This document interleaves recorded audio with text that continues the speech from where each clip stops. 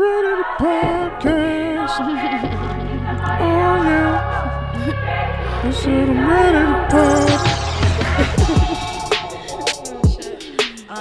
Let's go. All right. You guys are tuned into episode 11. Episode 11 of the Lyrical Fix Podcast with Sade. Val. And Kid Pro. All right. Was and good. Oh, and I just realized, wait, so the beat that was just played, OB, right? Yes, OB so, Beatzz. Yeah, this is OB Beatzz. And the next month is going to be the beats we're getting from SCTP. Straight to the point. Which are fire. I got the pack already. That shit is fire. It's real fire. Oh, shit. I bet already, man. Oh, so let's just get into it right now. Mm-hmm. Y'all can catch the Lyrical Fix Pod at the Lyrical Fix Pod. That's THELYRICALFIXPOD. Those that don't know, on Instagram. Catch us on Anchor, Audio Mac, Apple, Spotify, and YouTube as well.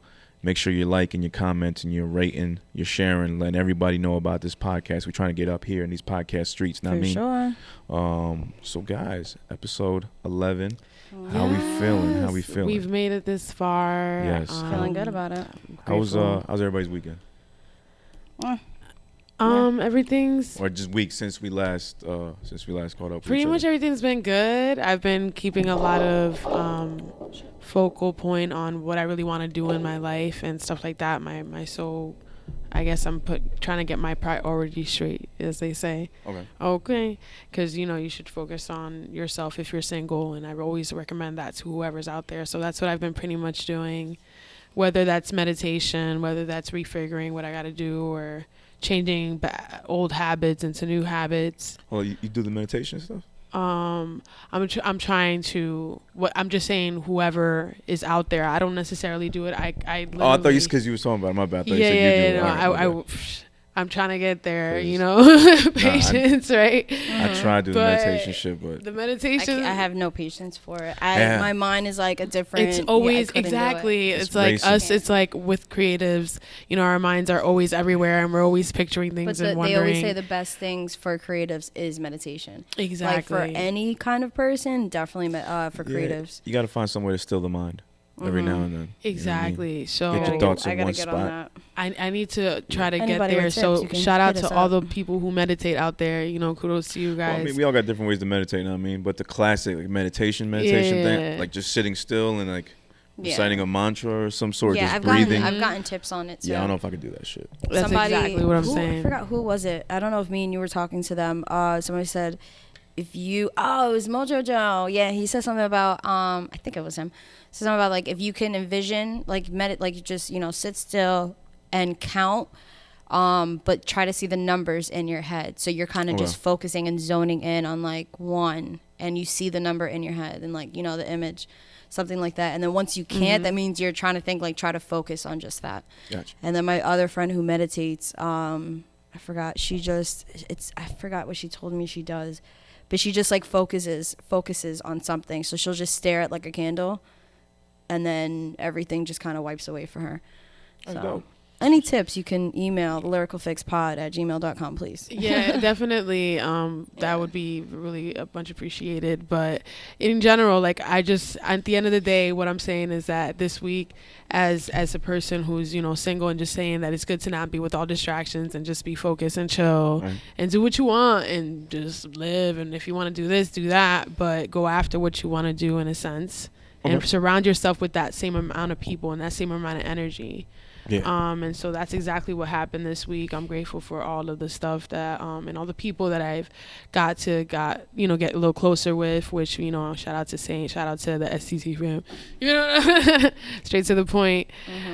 So yeah, all of them, like it's been pretty cool. So we also I think we've done some events. I've supported them in a couple of events. And what was that, Lenore's. Lenore's, yes, in Hackensack. Yo. That was pretty dope. We recorded the day after the Lenore spot. Yeah. Oh, that's why. Yeah. You guys had a show, huh? Did we talk about it? Yeah, we talked about it. Yeah, we did. Ooh. Yeah. I was like, wait, I'm having deja vu. Yeah, right. No, we talked about it. What was I gonna say? Get our pod. But you guys did have a show though. You and Guess. Yeah, I Yes. joined Guess on one of the stops on his Joker tour at the Who Are You showcase, and Saint also was there from STTP fam. Shout out to him. Villa came through as well, and Epidemic, and also the other part of Epidemic, which I had no idea about. Yeah. But shout out to them. Yeah, the duo. No, man, it was great. It was out there in Perth, Amboy, same spot. I think it was called the Grand Venue, I think, and hosted by Pedro Vision. Shout out to Pedro. A lot of dope talent was there. Guess and Saint got to do their thing. A lot of great vendors. Yeah, it was an interesting night. I will say, very very interesting. Shout out to all the artists there for sure. Yeah. Seen a lot of regulars that I've seen like in other shows like King Louie, Outliers, Meanings Infinite, MI. So that's always good to see them. And then the people that I've seen over there, like the girls from La Cocina podcast. Oh, Shout- yeah. Danny Guess told me Ray they were and there, Adri. yeah. Shout Or out I to seen them. them on a video or something. Yeah, they were there as well, showing us Nice. love, man. You know, can't thank them enough for all their love they showed me and Guess. I Who gotta else? meet these girls. No, I'm sure we could set something up, get a little crossover That'd be dope. episode. That'd be dope. Or just absolutely. to like run into them. Like, Yeah. well, like events or That's something true. like that. Because, yeah, I keep yeah. hearing about them. And then they shouted us out. And then I shouted them out. You know, shit like that. So, yeah, definitely a meeting has to happen between Yeah. us. No, it was a great time though, and the regulars over there as well. Just all the people out there. Shout out to y'all. Yeah, the and, videos look dope. and just continuing the Joker tour. Let me see. Off of that, we also did the last stop of our tour. Well, his Joker tour, Guess's Joker tour, and my KID tour. It was last night in Elizabeth. I forget the name of the spot. It was like something Coyote. It was like a Spanish kind of bar. And the crazy part about it was where me and him end our little October month, run is the same spot that me and him met at 4 years ago. Which I is know, I crazy. love that. Yeah. So it was like just weird. He's like, yo, that's got to be a sign or something. You I'm guys like, had yeah. like the cutest little messages on Instagram. I was like, Yeah, they're right? so cute. I was They're like, I so had cute. to. Once he sent me that, I'm like, I gotta repost it and give you something. Even. I gotta update the cute and shit. That was adorable. I love it. Yeah, no, it was great. And so that was the end of the October KID tour and the Joker tour, and it was a fun time, man. Yeah, it was great. I learned a lot in the process about just how this Jersey music scene, Yeah, hip hop we'll especially, get into goes. that, yeah. We'll get into definitely. that, but definitely a fun time. I Little learned a lot. foreshadowing for you Got to guys. hang out with a bunch of cool ass people. Great experiences, man. And yeah, dope fucking time. Yeah. Yeah, man, can't complain. That was my week in a nutshell. And then, dealing with the work bullshit. Yeah, I dropped another episode of Verse about nothing. Verses About Nothing, season 2, episode 13. Including my boys. Shout out to them, Leo, AJ. Yeah, and other than that, it's gonna keep it moving. Dropping the project next month before Thanksgiving with OB Beatzz, titled Kick and Snare. So yeah, gonna be busy for me. Yeah, we actually have to talk about that We're one. gonna talk about that. Yeah, That's we- right. we do, Yeah, we we got a do. lot to do. Got a lot to Yeah. work and get that promo started and all that. Mm-hmm. Lord knows I've been doing that already. Yeah. God No, damn. you guys been good about it though. Yeah, I got I'm doing 3 spots in November, and then I want to lock it up for the rest of the year. Yeah, because I think at some Yeah. point, I mean, the touring has to stop. Yeah. And a lot of our friends, our group that came out of nowhere, our group, everybody's gonna, what does Saint call it? Hibernation mode. Hibernation mode. Yeah, I was thinking about it too. As far as just locking up, Yeah. because the project will be out. So part of me wants to go and perform at spots a little bit more. Well, I think here and there, and then I mean, you also have the Yeah. podcast compared to them. Yeah, that's So it's not like you're gonna be completely silent. Yeah, I'll be putting And out then they're content not going to somewhere be or another. completely silent either. Yeah. But I think it's important for artists, especially when you're working on a project, that at some point it's okay to go underground a little bit. I mean, look at fucking Kendrick. Double XL just tweeted something about him being away for almost it was 900 Yeah. something days. He's been since he released Damn. Yeah. So he's just been quiet. I mean, he's done tours and shows and shit, but he's been super fucking quiet. New music wise, yeah. Yeah, and then just in general. So I think it's important, especially for you to focus on the new stuff instead of keep performing the old stuff. Right. At some point, you gotta okay, shut down. Let me just focus on new. Yeah. So I think it's key for sure. Absolutely. No, it's great. Great. keep advice. us Thank wanna you, more. Mama Bear. It keeps us wanting more. Yeah, no, for real. Yeah, no. So yeah, man. So I mean, I'm thinking about definitely locking it up and just getting hibernation mode, and really just get back to regular stuff. You know what I mean? And then that'll give me more time to focus on the writing and creating the new ish for everybody. Why am I saying ish? New shit. New God shit. damn it, Yeah, I was just like, what? What am I thinking? Yeah. No, we Yeah, curse on yo. this podcast. Yeah, we You're curse. good. Yeah, You're good. definitely. Yeah, so that was my week in a nutshell. What's up with you? Mine was pretty chill. I just looking for another job, which Okay. sounds insane. But yeah, like I went into the city and just bar hopped around looking for some, another restaurant or another bar to work at and shit. And say where in the city exactly? Village. So East Village, I did a little like, I'm trying to think if I really got out of the Village. A little bit of Tribeca, I think, too, but that was about it. Yeah, because that, like, and then I want to hit up the Bronx, too. I still got to make another visit, but I did send out, like, a shit ton of emails, made a few calls. There is one spot in the Bronx that I want to work out so bad. So bad. I'm not going to put it out. I'm not going to say it to jinx it, but I'm like, damn, because it's somewhat similar to my restaurant, like a little similar to what I want to do. So I'm like, I got to get my in just so I can learn, like, all right, what are you guys doing? All right, so I can apply it to my shit in the future. So that's all I've been really doing. And then getting prepared for November Check It, which is November 14th. Mm-hmm. I have like everything scheduled down packed for the Instagram. So I'm getting a lot better with social media, and like I have a whole schedule and what's what. Fucking spent like 2 hours setting up like a game plan, like writing in my notebook how it's gonna look after I post everything. I'm like, all right, dope. Then I take out my phone, set reminders. All right, so I got everything down. Let me not reveal too much, but yeah, so that's about it. Just preparing for it. And then early signups will start soon. I just don't know. I'm kind of debating because I want to, nothing on the regulars, nothing on you guys at all. But I want to always leave space for new people. Yeah, absolutely. So I know, like, I have a couple new people from meeting, like, during your tours and shit. But at the same time, I'm not sure. And then I don't want to turn people down. But I'm sorry. If you have more than 15, if you have, like, 15, like, I think at the most I'll do 15, maybe 16 performers. To me, that's a lot. That's a lot to fit in. To me, that's a lot. And that's jam-packed, no breaks or nothing. Right. I'm hearing about shows that have like 20 performers. That's way too much. Especially, I'm trying to give, like, you guys do 2 songs. I'm not giving you 5 minutes. Like, I'm not giving, like, you guys, most of my people are rappers. So I'm not giving you 2 minutes to shoot your shot. Like, no, fuck that. Like, you get 2 songs, no more than 10 minutes for sure.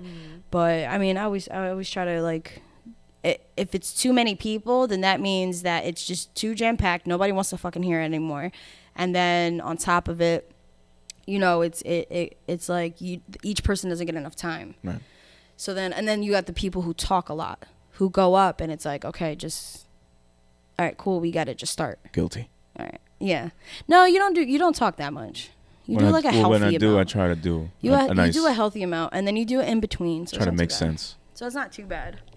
But yeah, it isn't. It's just preparing for that and like trying to figure out, like, there's a shit ton of people hitting me up already about it, and I'm just like, I'm trying to be fair, but at the same time, I'm like, I don't know.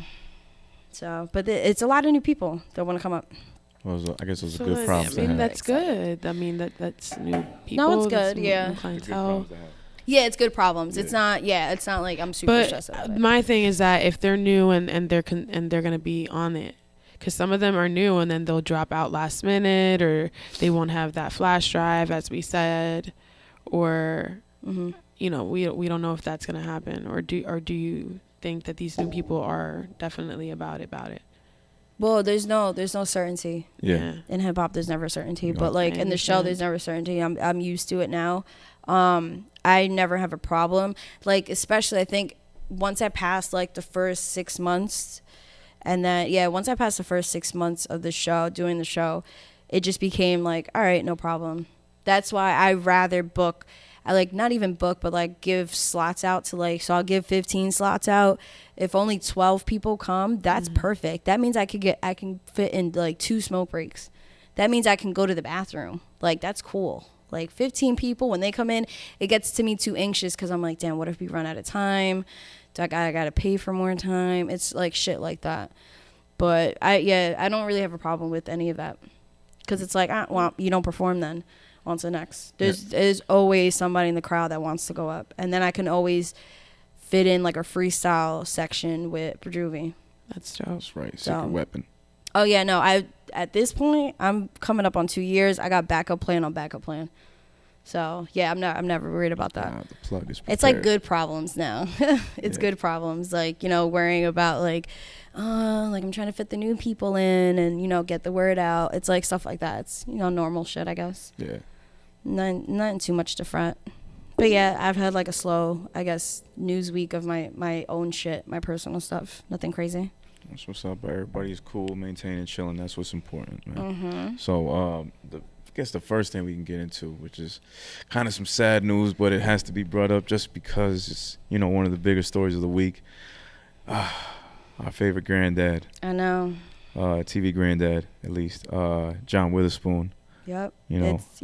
Shit is fucking rough. Yeah. I'm debating on what man. clip to play. It's just so many. You want to get right into the clips right now? Hell but yeah, man. I mean, there's a little bit. Famously known from, you know, Wayne's Brothers, the Friday movies, Boondocks. He's granddad on the Boondocks. He's pops on Wayne's Brothers, man. Just damn, man. That was a funny ass dude, man. Yeah, he was. Like just everything about him. Every time there was nothing that I didn't see him in where he wasn't funny. Yeah, we got clips. What's up?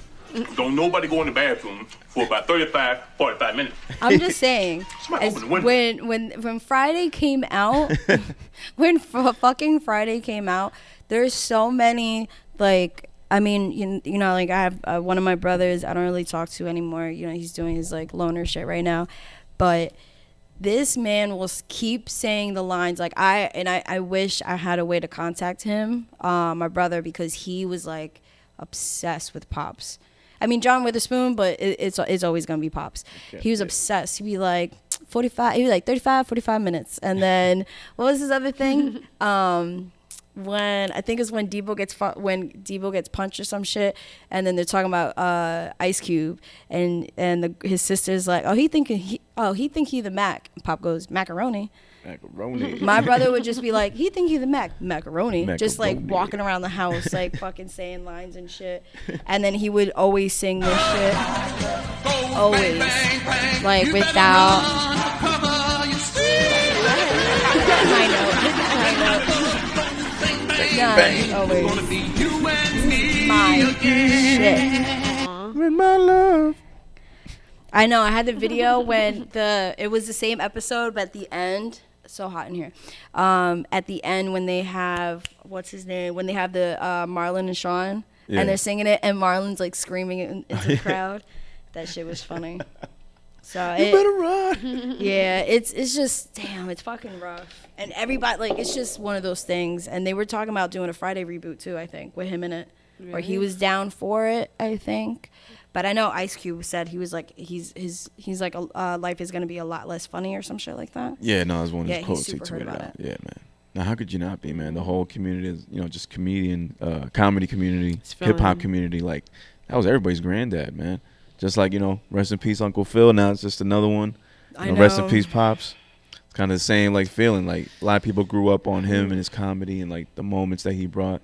Like, he wasn't the number one dude on the show, but every show he was on, like, he was the killer. Like, he'd be the funniest dude in the room, no matter what. He didn't have that starring role. I think maybe his biggest role. He never had a star. He never had his own show. No, he was always like a support. He always stood out, though. Every role he did. But he was always a featured, like, actor on the show, and he would kill it every time. Even like Boomerang. There you go. Exactly. Like this When you eat the one. mushroom shirt, I got to know. Well, the secret is, That's how I know. That's how I know he him. would always. Oh no, yeah, coordinate. No, but with this one is when Boomerang. That's when I first seen him. But just the coordinate, and then he brought that into Wayne's Brothers. So you gotta coordinate, and I'm not sure if he did Friday, if he brought that into Friday. That would have been dope. Friday had like the most quotables though, definitely. But even like as granddad on what is it called? On Boondocks. Yeah. When the I seen a recent one, I forgot to save it. The recent one with what is it called? With the Halloween trick-or-treaters. Oh, okay. I think that shit was funny as hell. Yeah. And then like where he smokes weed and you see him just floating in the air. He's like, "What are you talking about, Huey?" Like, it was just amazing. What else we got? Fuck. No, I don't know. That's it. I didn't get too many. Okay. But yeah, that was a rough one. So yeah, just shit. Such like a comedic inspiration to a lot of people, man. Like a lot of my humor, like just comes from watching that dude, like just do his thing, and it's funny, man. I catch myself doing the same mannerisms sometimes. But no, rest in peace to John Witherspoon, aka Pops, man. For sure. What a great fucking guy, man. I wish we had some like happy music to play. What the fuck going on? Yeah. Don't matter what the Uber calls.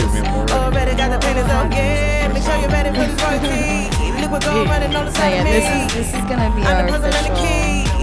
our official what's it called? Happy music. It's gonna be the cheer up. I'll just say it's gonna be our outstanding for those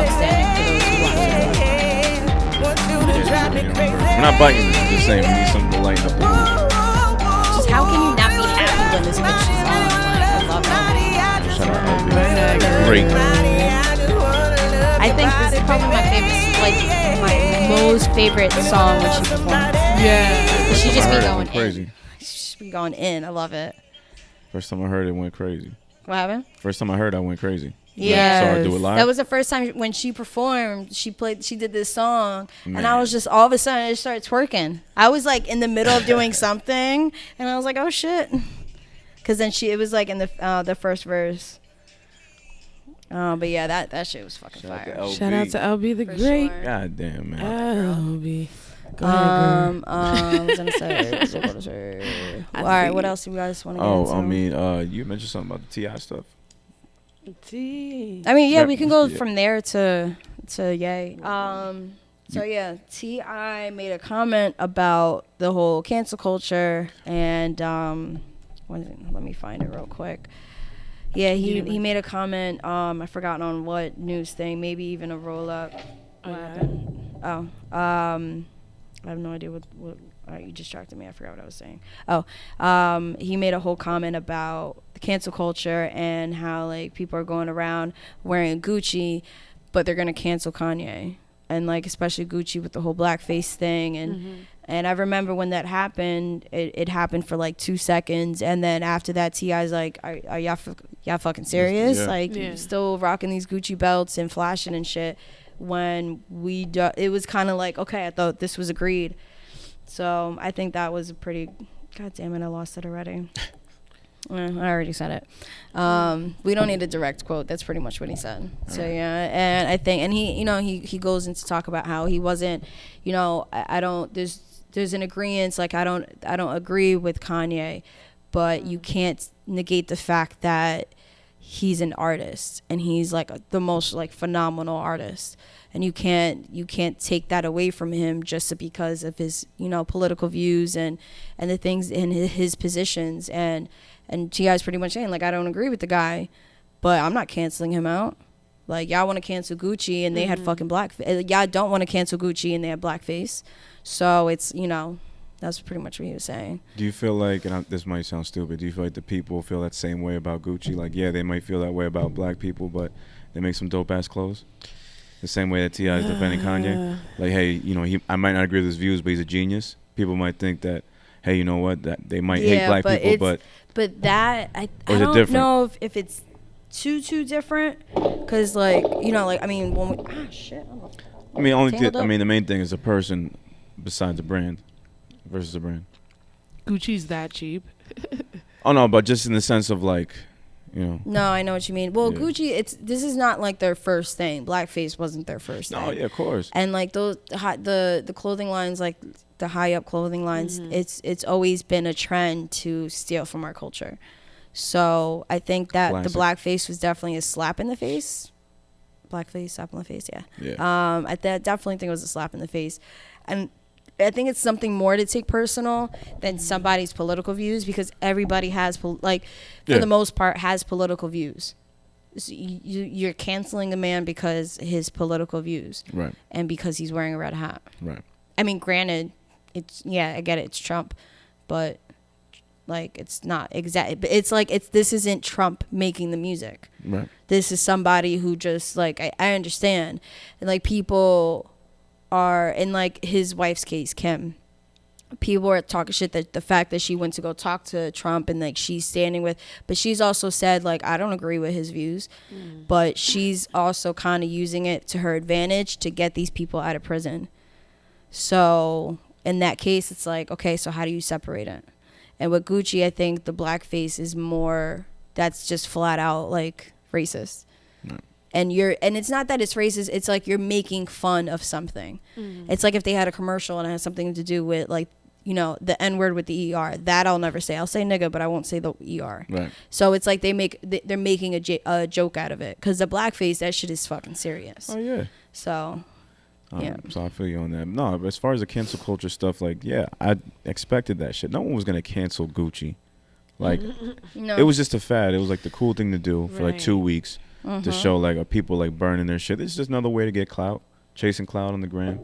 Showing but off Gucci, how you should like. Gucci's still popping. No, that's what I'm getting. That's what I'm getting at. That point, yeah. That's my point. That, you know, you can say all you want. Like once they saw that stuff about the blackface, okay, cancel Gucci, protest Gucci. If anything, which one was the clothing brand with the noose? Oh no, not the noose. There was one with the noose.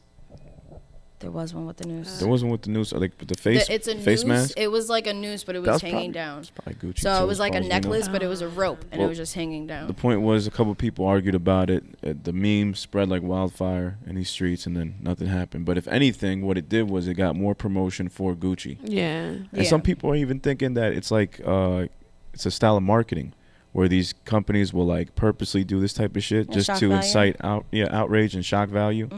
No, that's good. Shock value. That's another thing to get into. So with our community, we'll talk about that later. So people are just like, these companies are just using that as like a classic, not a classic, but a way of marketing their brand. It's like, all right, let's just do something that'll just get people talking about us, and then that just helps drive their sales. Yeah, you know what I mean. And it's caused by these actual companies sometimes. Like they're able to control the problem that they created, and then, you know, they know it's going to give them like a couple weeks of some type of promotion, and then something else will come along and, you know, still spotlight, and they'll be able to creep away in the dark and then keep doing their thing, and they'll just continue to get more customers. So it's never really getting canceled.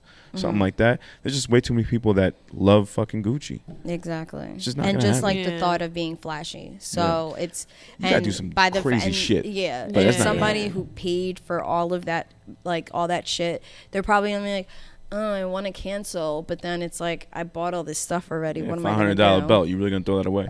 Exactly. Just saying, like. I wonder if they probably burned like fakes. Yeah, look, I don't know shit about Gucci. I never worn Gucci in my life. I don't know if it's great material or it just looks nice, or the colors or whatever. I could care less. The cologne smells really good. That's one thing. But as far as like the clothing, like it, I don't know. I don't know much. It probably is some dope shit, regardless of who makes it. But, you know, whatever. But yeah. It's not me. Yeah. It's just one of those things. It's like, even, I mean, I'll talk about it more later. Yeah, but I was cancel gonna, culture. keep talking about it. Who's really getting canceled? No, nobody. Who's really getting canceled? You like want to cancel R. Kelly? Shit. People still having shows. I was just about to say it. Women still love the guy. Yeah. People still singing songs. Like, yeah. You know what I mean? What, Bill Cosby? People still love the Cosby Show. It might have gotten canceled off that shit, but people still can't deny like the impact it had. Yeah, people are still talking about that. Yeah. It's the fact that you can't cancel somebody, but then still Bill talk Cosby about actually them did these things and still refer to them. You can't just do that. Yeah. You can't just cancel somebody. Like if you're canceling somebody, then that means that it's done. It's over. Yeah. You can't keep reverting back to it and playing their music or talking about this person. Like, if y'all really cancels Kanye, then why are you posting about him? Yeah. As much as we talk about cancel culture, who can we name that's ever been canceled? Yeah, that was dead silence. Yeah, no. Exactly. You know what I mean? There was nobody at all. But there's a lot of great artists that were famous back in the day, and that people still sing their music, and they were racist. Oh yeah, but that's also like again, that's even as deep as that. Yeah. Yeah, he's not canceled. He's never. He's not canceled, and he's still being played. That's what I mean. Yeah, and he literally stole from us. Like, he stole from Stole the swag. blues and, you know, everything. Yeah, he stole from us. Gospel and everything. So There you go. A little bit of gospel in there too. You're right. so it's so it doesn't end, and this whole idea of cancel culture doesn't exist. No. It's just a whole lot of people just talking shit, saying, "Oh, that bitch is canceled. Oh, that nigga canceled. Oh, that clothing line is canceled." I mean, I'm sure. Catchphrase. Yeah, I'm sure. Yeah. Like, I'm sure T.I. canceled Gucci, but then you just brought him up. Yeah. Which he's probably not even thinking about it, but it's like you just brought him up in conversation. Yeah. And I know I canceled R. Kelly, but then later on when we talk about Kanye, I was gonna bring him up. Right. So it's stuff like that where, I mean, it's not that I'm like, yeah, canceled him. Like I just stopped listening. I stopped supporting the guy. That's it. There's always gonna be people that still rock with the shit. There's nothing that's totally canceled where nobody's fucking maybe with come it. up with a new word. Y'all need the masses come up with a new fucking word. I'm just that'll be out here upset soon. because I had a lot of R. Kelly songs on my wedding playlist because I don't have anything planned for weddings or nothing like that. I was never that girl. But I got like 3 things. You know what planned I'm for my saying? wedding, I don't that's it. know none of the other stuff. I don't know how the dress will look.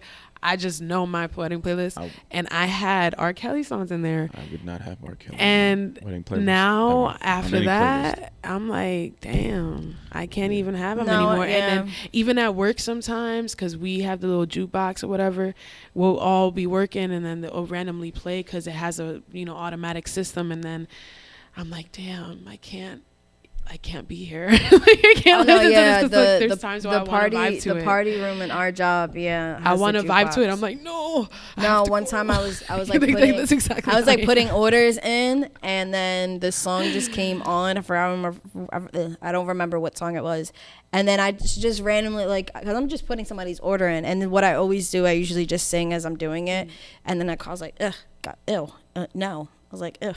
And somebody walked past, they're like, what the fuck? Like, they're thinking there's a fly around me. I was like, no. They're like, oh, what did you see? I was like, no, it's fucking, I just caught myself singing this bullshit. So, yeah. but luckily, it hasn't happened in a while. I caught myself singing Step in the Name of Love. I was like, damn. That's the problem. Dude got so many fucking jams, but I just feel so guilty every time he comes on and I'm listening to it. And then, what do you cancel all the other stuff, like the songs that he wrote, the songs that like, because if you cancel him by default, by technicality, you gotta kind of cancel Aaliyah. Yeah, you would have to. I'm just saying. So that's where I that's what I'm saying. Like, come up with a new word, because cancel, you're literally taking their existence out, and that's it. Because bro, Aaliyah made but some jams too. I'm not killing off Aaliyah. If y'all rest in peace. But I'm not taking her documentaries. discography off my phone. That's like taking off. If you've seen documentaries, they definitely had a thing going on. Or if you just remember that far back, if you're old enough to remember those interviews.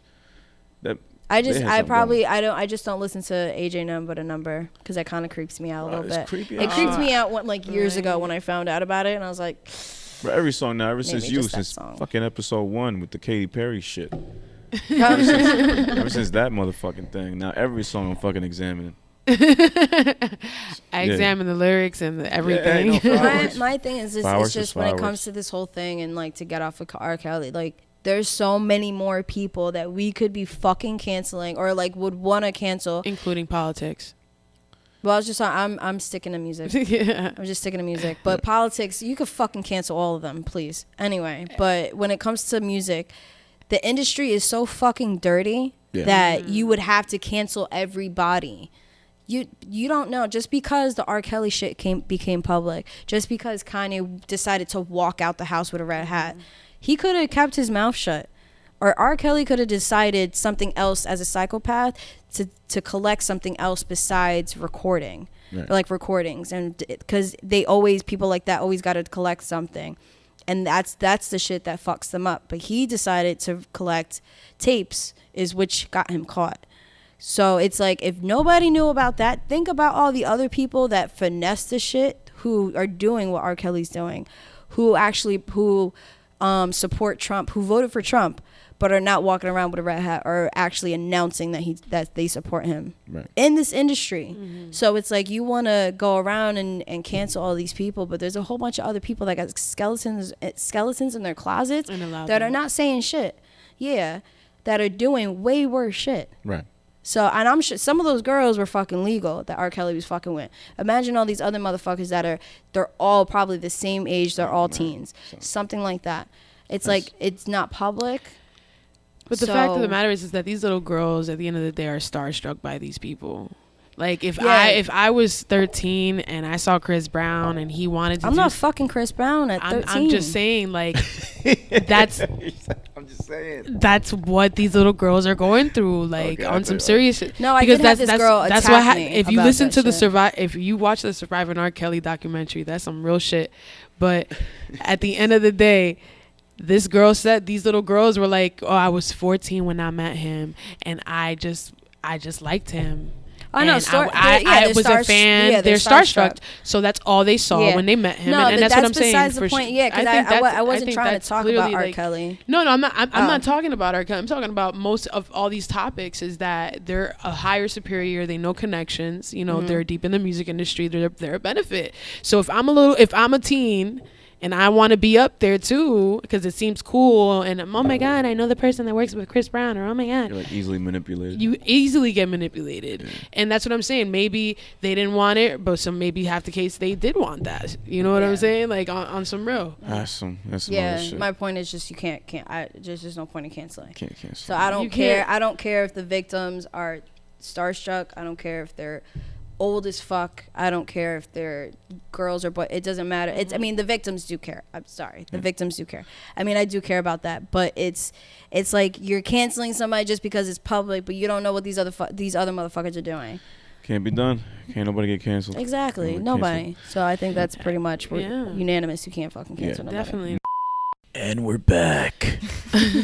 So, man, like we were talking about before, talking about someone else who can't get canceled in this day and age. Probably won't be after this shit. Kanye West, man. Last time we were doing this episode, last week's episode, we were hoping that the album would have came out on time because we were filming a little bit past 12. And it didn't come out. So I wasn't surprised. I thought it was going to be another fucking, we're going to get screwed over again and it won't come out till next year. But it came out the same day, like 12 hours later, like in the afternoon. He said something about he had to get a couple songs mixed or whatever. Yeah. So we decided as a pod fam that we would sit and listen to the album together. Not for the first time. We all heard it individually a couple times before. I heard it like twice. I think you guys heard it around a couple more times. Yeah.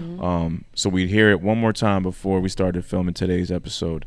And we all took individual notes. So first track, Every Hour, which doesn't even feature Kanye. It's just a Sunday service choir. Well, I don't know the name of the choir, but I think it's mentioned Sunday service. So either way, the Sunday service choir. What did y'all feel? Every Hour. My thoughts on it is that for people who aren't in a faith or of the same faith can maybe feel like it's a little bit overpowering, but I also feel like for the people who do attend a service or go to a religion or some sort of that same familiar area. Yeah. I think they would love that track. I think that track basically comes from the Baptist and gospel and Christianity world. So I feel like they appreciated that for sure. Because like I said, for me as a vocalist, and I think many vocalists looked at this track as like, whoa, all these voices are coming in together. Yeah. No, all these voices are doing this and the same power.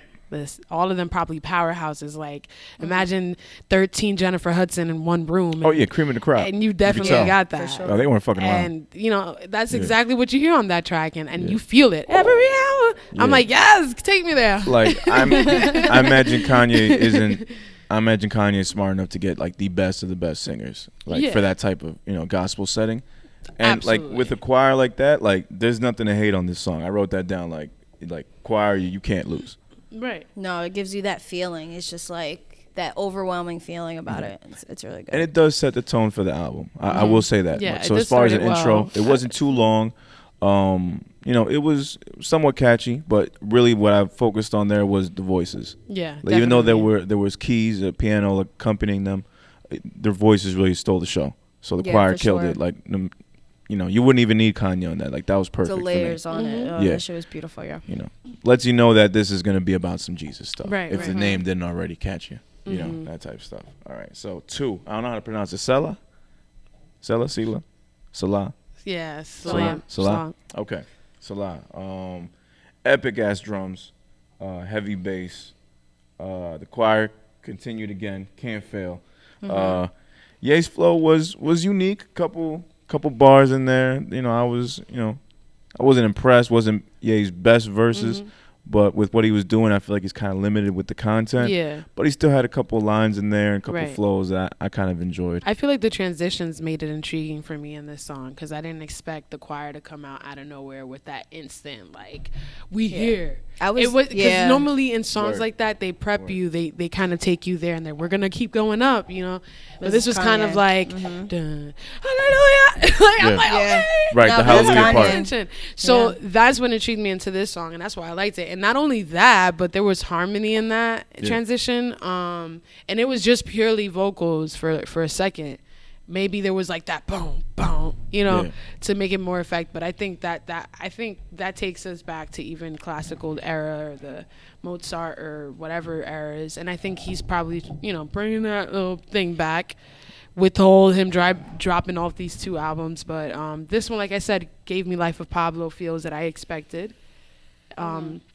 And I mentioned in the last episode, and it gave me a little bit of that same influence on this one, and that's exactly what I expected. I got the Life of Pablo, like the first 2 tracks, the Ultralight Beam and Father Stretch My Hands. Like I got those vibes from that. That's a good point. Exactly. Yeah. When talking about that, I mean my review is more like the album as a whole and the feeling that I got from it and all that, but from the first 2 listens, like that day that it came out, the first 2 listens, that Friday I went into work and I'm talking to Maria at work, and she asked me, she was like, so her and Joy, she's like, so what did you think?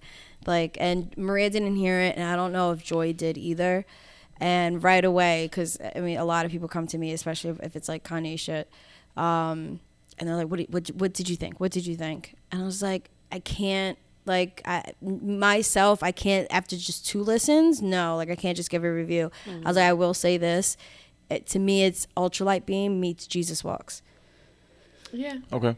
That's exactly in that sense, where it's like it's Ultralight Beam and it has all of that, but then it has, I mean, it's not like verbatim Jesus Walks, but it's that hard hitting. It's that like, beat wise, you mean? Beat wise. Okay, gotcha. Yeah, like like how it sounds like it sounds sonically, how it is sonically. Yeah. And even the material itself, I think it's, I don't know, it's just like something about it. It's just those 2 tracks like that, especially when it comes to like when they always say there's 2 different Kanyes. It's that Kanye meets that Kanye. It's Ultralight Beam meets Jesus Walks. Okay, I can see that. Yeah. I can see that too. I think there's one track on there too that I put that took me back to Dark Twisted Fantasy, right? That's what my beautiful Dark Twisted Fantasy. Yeah. So there's like one track on there. I think it's track number 3. Follow God. Yeah, that one. Yeah. That one kind of took me there in certain areas. When he branched into the other transitions of certain songs, it took me to Lost in the Wood, like I'm lost in the wood, like that beat, kind of like upfield. Upfield rock, kind of like knock songs, kind of like, I don't know. That's what I thought of it. Yeah. No, I get it. Oh, and by the way, sample. you were talking about how like his verses. Yeah. This is a track. Because when we were in the car, you had asked me, like, you were like, oh, I wonder what like track Sci-Hi's on. This is one of them. Yeah, because the one he was writing on this one. He definitely was rapping on this one, and the sample makes sense now that I hear it, because it was one of those like loops that he was made famous for. Yeah, like not the chipmunk sounding loop, but just a straight up loop, like old drum beat. Yeah, and that's his loop. Yeah, and if Sci-Hi was writing on that, then I could see. Yeah, it's makes also sense. it's Sci-Hi and No Malice on this one. I mean, there's more writers, but going through the credits, those are like, the 2 people I was looking out for, and then you had mentioned Sci-Hi, and I didn't even think about it. I was like, oh shit, I didn't even think about looking for him. But yeah, he's on this one, and so is No Malice, who's now a pastor. So he was crazy, and that was crazy. Hearing him on the song with Push, that was the first time I heard any of Malice's stuff since like he left Clips, because I didn't bother hearing any of his solo stuff or any of his stuff with any other artist. So that was my first time. This is first time they're getting back together, and I think the last time he had music solo was 2013. I think I read that somewhere. Good call. Yeah. That's what's up, though. Shout out to him, though. No Malice. The next track on this one, Closed on Sunday, I didn't really like it. I mean, the only thing that really made it famous is that Chick-fil-A line. Close on Sunday, you're my Chick-fil-A. I think it was because he always has a song that's going to get him out there where it's like a little on the ridiculous side, but it's gonna be the one. It's like, all right, okay, this is what are people gonna point out. It became a meme, pretty much. It's just a meme. It's at just this one point. of those things. Yeah, that I would definitely say this one is one of them. Kind of like a clout chasing type of track. Right. Yeah, for sure. You know, it kind of reminds me of that track with Lil Pump. It's just something that everybody's just gonna talk about and repeat and say. Yeah. Like you just hear it out in the street randomly. Wait, real quick, did you ever see that meme? I think it was Maria showed me. It's him, Pump, and I forgot they were like dressed up in what they were doing, like on that video. I think it was for maybe a performance though. It wasn't just for the music video, I'm not sure. But it was like, this is the point where Kanye, I forgot what it said. Something about like where he realized like, oh, I hit rock bottom, I need to find God or some shit like that. And you see Lil Pump all happy and shit, and then you see him like with his like regular like Kanye face, like just looking down at the floor like, that's it, I'm done. So that's when he realized. That's when he realized at like, this okay, moment. This moment, no, I gotta come up. Yeah, crazy how doing a song with Lil Pump will make you realize that. I know it would for me, goddammit. So yeah, I wasn't really sold on that track. I kind of got where he was going with it. I'm like, all right, whatever. The next song was On God. Yeah. That was an early favorite of mine. From my early listens. That was text. It was an early favorite of mine from some listens and everything. And I liked the way that Kanye was getting down on it, man. He was rapping. It was kind of like a classic. Yeah, kind of like a classic Ye flow. Well, not classic like College Dropout, Late Registration, more like the Pablo albums, kind of like a choppy-ish type of flow. He's still not saying anything of any relevance to me, like no lines that really pop out, like as I'm used to hearing from Kanye. And again, I'm starting to see more of like the now we're catching on to more of the Jesus lines. Before he wasn't he was more subtle. Now he's kind of like getting into it. Like he's the hook On God, like it's just happening now. Like, sorry, that was really loud. Sorry. Yeah, it's all right. So yeah, it's just with tracks like Close on Sunday, I'm like, all right, these are getting to sound really religious. Yeah. And you know, the choir really wasn't. I mean, whenever the choir's on, it's a good fucking song. But at this point, everything that I'm hearing beat-wise is great. And you told me while we were listening, or right after the listen, that Timbaland had a hand in some of these beats. Yeah. Which is crazy to hear, because I didn't know that. Yeah, I don't know if you want to finish. Oh, we can keep going. Track by track. Yeah. So you Close on Sunday. I'm going to say what I got to say later. Oh, by the way, that was On God is Sci-Hi. Sci-Hi's on that. Yeah, exactly. Yeah. And also, then I forgot to mention, rapping. No Malice was actually closed on Sunday.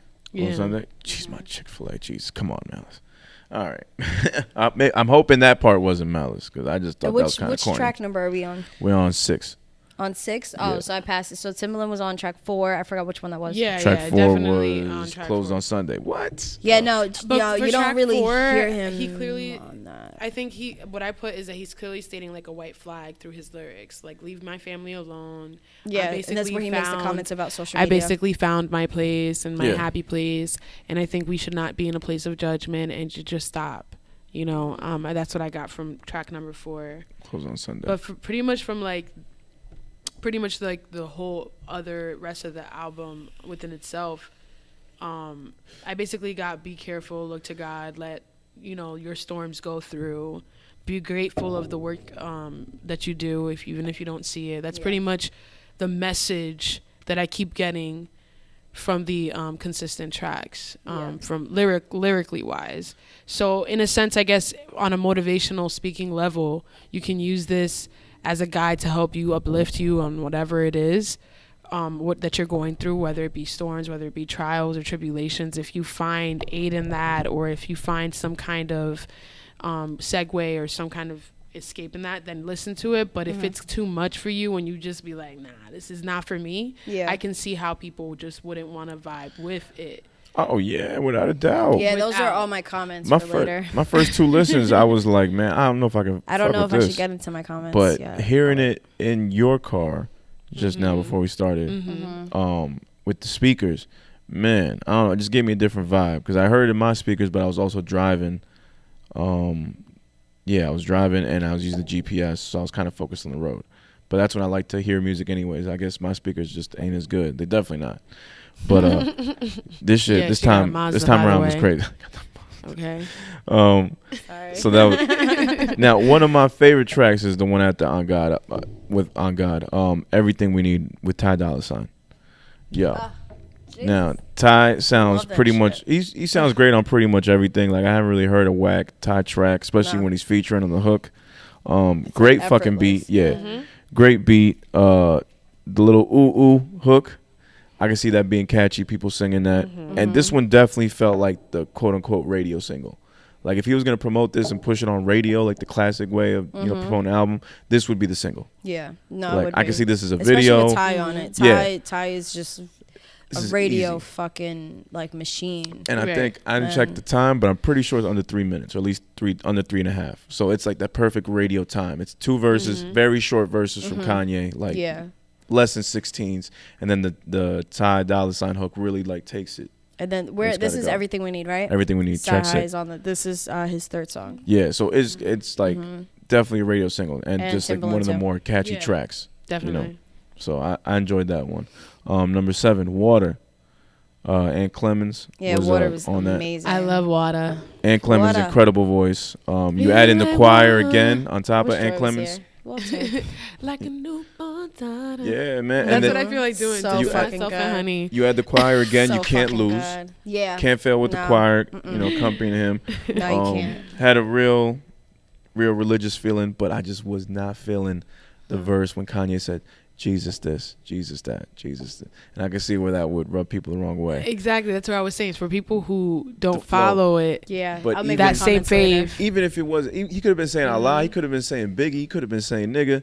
It just, that flow just got really old really quick. Like the Jesus stuff didn't bother me at this point. Yeah. So it wasn't the content; it was the flow. It was the flow. It just got Yeah. Jesus Yeah, this, no, Jesus I know that. what you mean. It just I know was what you mean. mundane. It could have been anybody in there, any It was name, definitely mundane, whatever. yeah. It's just very mundane. So, and that's what I thought was like lacking here, like lyric wise, because I've heard some great Christian rap. I've heard Lecrae. I've heard of the people course. that don't have to curse in their rhymes, that can flow and kill it, Absolutely. and you can still put out a good message. Exactly. So, I didn't get any of that on this. I didn't. It's on the whole album, not See, even the just this thing- song. The thing with me is that I feel like he was coming more of like he wants you to feel what he's saying and he wants to be less words because he's that into his own faith. Well, then he did it with Cool. the beats because beat-wise, this fucking album is fucking dope. Because that's what he does in his Sunday services. Right. He doesn't. If his Sunday services don't have sermons, and Right, so sermons, they just- sermons it's like are they jamming out. preachings. If for people who don't know what sermons are, it's just when the pastor goes up and does a preaching a verse of the Bible or chapter, and does whatever he Speaking states. good words. Speak his good word, which is basically motivational, but with an orb.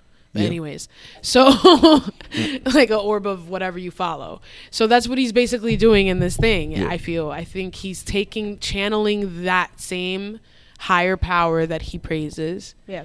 And he's channeling that and putting that to his music, and he's like, I want people to feel what I'm singing. Well- And that's where I feel like that's why he told those people. He didn't say that throughout the whole album that they couldn't have premarital sex.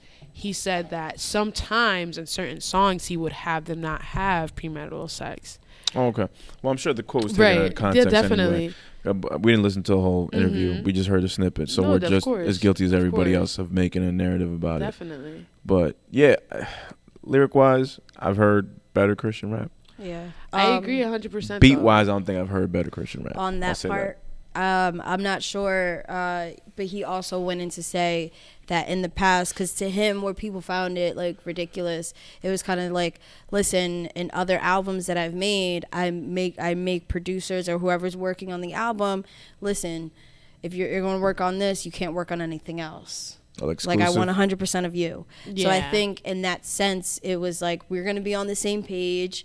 Like that's it. Same message Maybe he across. was. Maybe he wasn't. Hitting that at fake ass. Like maybe he wasn't doing it. Maybe it was just like, okay, we're all gonna be like celibate. That's it. Abstinent. That's it.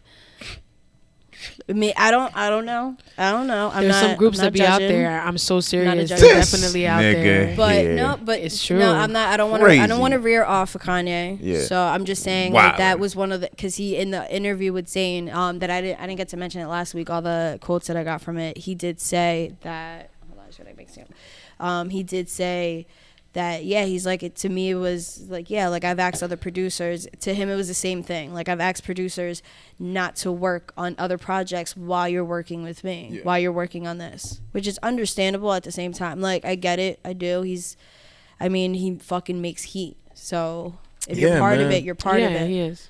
So I get it. At the same time, it's like, damn. Yeah, it's just a lot to ask of people. Mm-hmm. You know what I mean? All right, so moving on. One of the tracks I just was not feeling was the next one, God Is. Wasn't feeling the song at all. Choir was great, as always. Drums really weren't anything special, except when they did sound better when it switched up. And that, to me, felt like a Timbo switch up. I don't know if Timbo was involved in that one. Timbaland? Which track is Track this 8, God Is. Track 8, no, that's the one that he wasn't. Damn, okay. 1 of 5. It felt like an unmixed track, and this is where I think in the car we were kind of laughing. That could have been one of the ones he added last minute. He did say he was adding last minute. Yeah, I felt the passion in his voice, but I just wasn't feeling the track as a whole. And he was the singing. One with Kenny G in it? No, this is not Kenny G. The next one is. No, actually not. No. The next, it's like the 10th. Never mind. So it felt like an unmixed track. He was singing. There's a little auto tune on it, but yeah, we were laughing about this one. We just weren't feeling it. Yeah. It's just. I wasn't feeling it. I get the passion. I got it. Like you really. Because you could tell he put a lot of emotion in it, but I think it was just one of those things that he probably woke up, like, I just know bipolar people, especially when you're manic, or I mean, even though I'll say my comments for later, but I think with this one, it was one of those, like, he woke up and he was like, I got something else to say. You could tell this is not, like, fine-tuned like all the other tracks. Yeah. Out of 11 tracks, this one for sure wasn't fine-tuned. Yeah. For sure. It had to be one of those last-minute ones. You could tell. Yeah, and just the flow on it, too, because I think I joked about it with y'all. Like, he was going, like, this is my life, this is my wife. And then, God is. Like, he was just all over the place. Like, if you wanted to put bipolar in a song, this is what it was. Right. This nigga went from up here, raised it to 10, to bringing it back down. Yeah. Just when I first heard it caught me off guard, but at the same time, I felt like that's probably what he wanted. Yeah. That's why he probably added it. This could have been a manic episode. This could have just been one of those things where he's like, I feel strongly about this. And then I added this verse. And then I'm going to sing the rest. Yeah, I love that voice. So, I love this verse. So it's probably one of those things. That was good. All right, next one, Hands On, featuring Fred Hammond. Fred Hammond was on that at the end. Because it was real on religious acts and hypocrisy. Yeah. So it pretty much hit that on, and I like that he wasn't afraid to talk about that. I like that you're going in on the song meanings, because I was going in more on the beat, because the beat is a good one for venting. It kind of reminded me of like something Drake would rap over early in his career, like sound like some 40 shit, kind of in a way. Oh, yeah. Like you could hear Drake just going about his life. This one is Tim. Yeah, this one's Tim. This one sounds 9 some through dope 11 shit. is the rest of the tracks we're gonna talk about is all Tim. Oh shit. Okay, we can definitely talk about you the next one. You can tell too. The hook was cool on this one. Didn't really do anything to save the song. The beat was the best part about it, but Fred Hammond definitely like saved it at the end, which I appreciated. It was really good. Yeah, but beat was great. Beat was the best part about it, and I would have rather heard someone like Drake or someone really like venting on this, even if like this is where Kanye could have shined with lyrics and everything, just picking it up a little bit, and I feel like he didn't. So it was kind of disappointing because the beat was so dope. So that's how I felt about Hands On. But Fred Hammond definitely saved that. The beat saved it as well. I definitely, if I could have that beat, I'd fucking rap over that shit. Right. Let me see. With that's 10, funny. That's a comment I'm going to make later. Yeah. Yeah, go ahead. 10 was Use This Gospel. Was that what it's called? Featuring the clips? Yeah. Use This Gospel. Use This Gospel, Use This Gospel. Yeah. I fucking call this shit the seatbelt beat. Fucking car door ajar. I was driving to work and I was just doing circles because I was like, let me get to work early just so I can just sit in the car. But I was like, nah, fuck it, I'm gonna keep driving.